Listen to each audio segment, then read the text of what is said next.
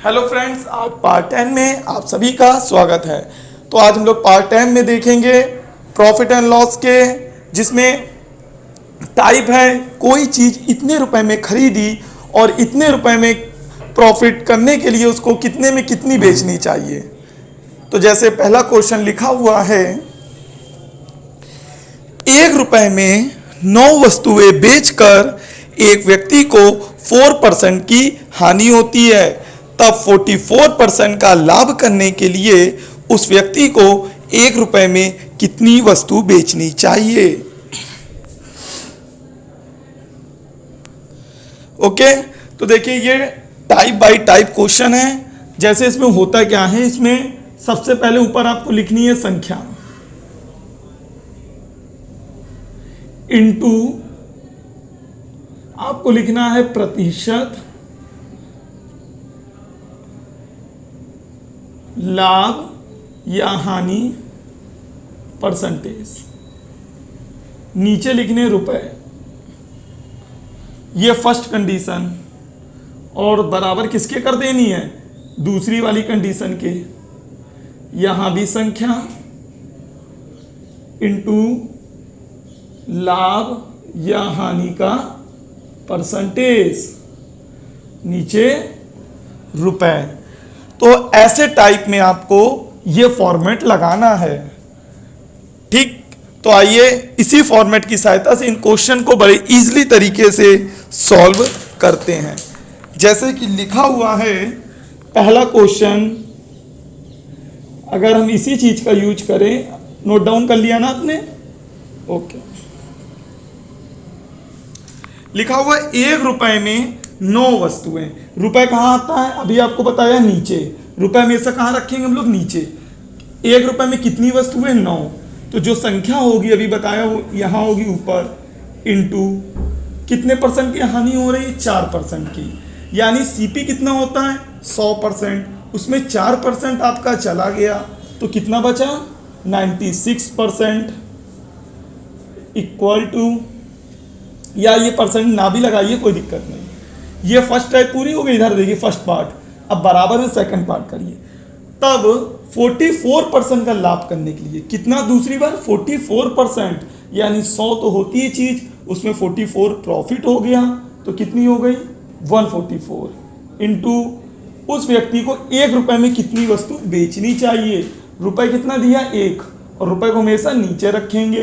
पूछ रहा कितनी वस्तु, यानी यहां वाला वस्तु यानी x पूछ रहा है। समझ में आया, इसको सॉल्व कर लीजिए। 48 से काटिए 2 बार, ये 48 से 3 बार, ये 3 से कटेगा 3 बार, यानी x बराबर आपका 6 आ गया, और यही इसका आंसर होगा। तो उम्मीद करते बड़े इसी तरीके से आपको ये क्वेश्चन समझ में आ गया होगा। इसी प्रकार देखते हैं दूसरा क्वेश्चन, इसको भी देख लेते हैं।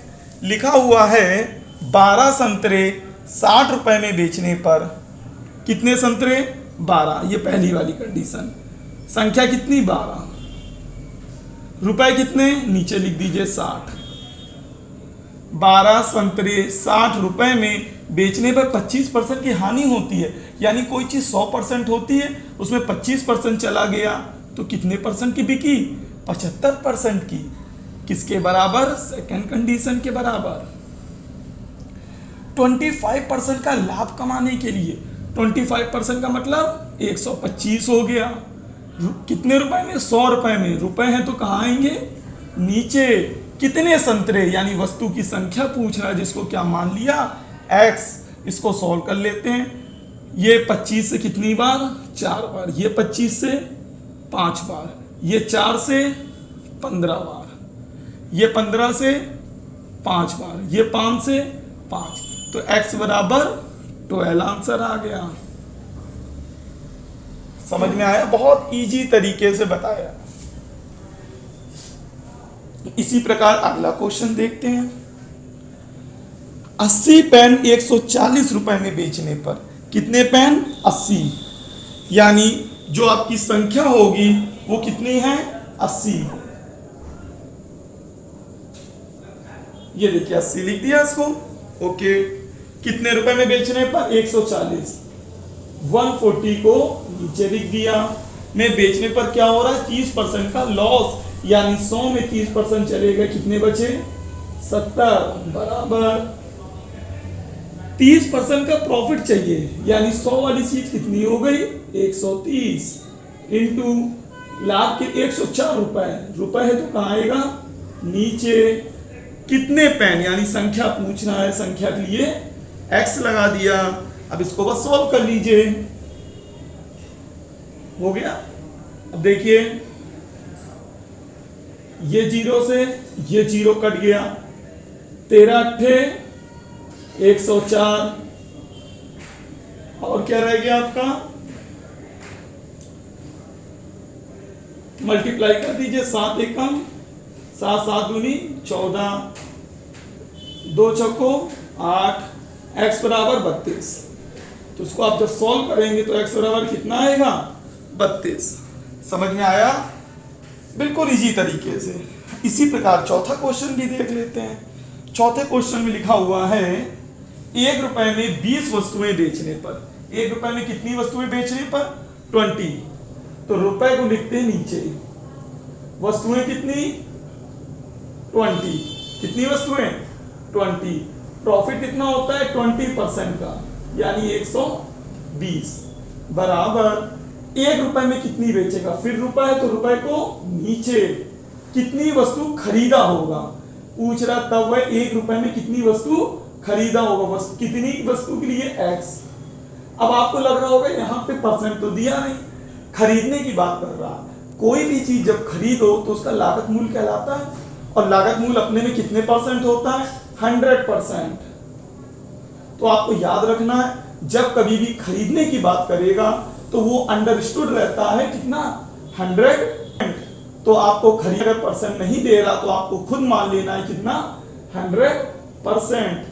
तो बस इसको सॉल्व कर लीजिए, 2 0 से ये 2 0 कट गए, तो x बराबर 24, ये मेरा आंसर होगा। तो उम्मीद करते हैं ये इंपॉर्टेंट टाइप जो पेपर में बार बार पूछी जाती है बड़े आराम से आपको समझ में आ गई होगी। तो ऐसे ही वीडियो देखने के लिए प्लीज़ चैनल को सब्सक्राइब करिए, नोटिफिकेशन को ऑन करिए।